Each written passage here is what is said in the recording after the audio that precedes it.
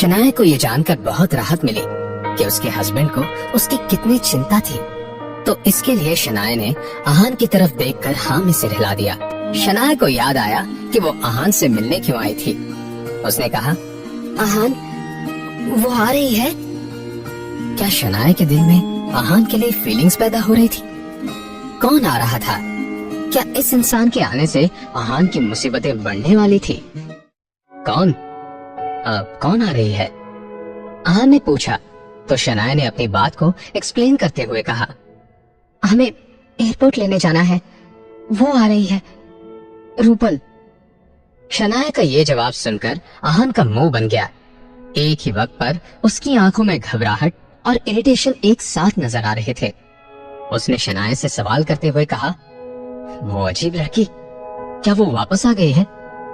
लेकिन वो क्यों आ रही है?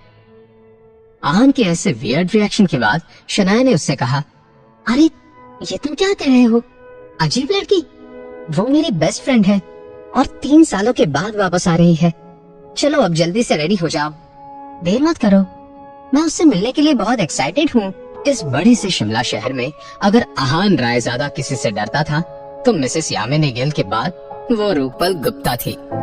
रूपल शनाया की बचपन की और इकलौती दोस्त थी।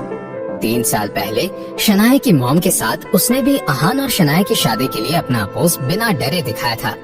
वो तो आहान की जान तब छूटी जब शादी के 1 महीने के बाद ही रूपल पढ़ने के लिए लंदन चली गई। आहान ने अपने बाल बनाते हुए मन ही मन में कहा, कई दिनों से मैं कितना खुश था। मैं तो चाहता था कि वो अजीब लड़की कभी वापस ही ना आए। कुछ देर बाद आहान और शनाया टैक्सी से एयरपोर्ट पहुंचे। करीब आधे घंटे तक गेट पर इंतजार करने के बाद आखिरकार एक गोरे रंग की हाइटेड लड़की अपनी सूटकेस को खींचते हुए बाहर आई।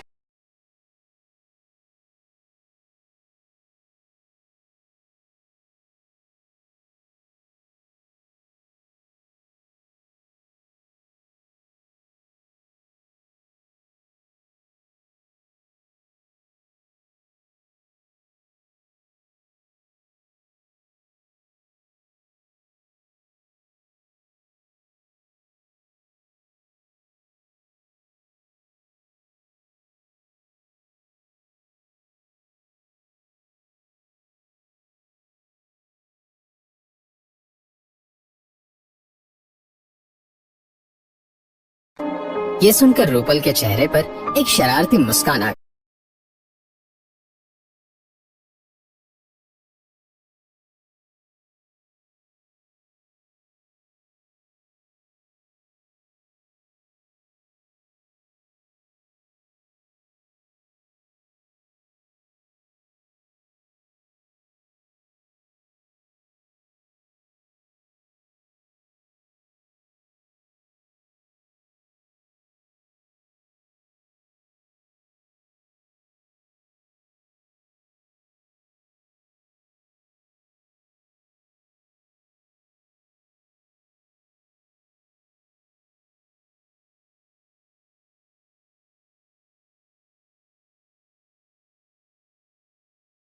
गायब हो गई।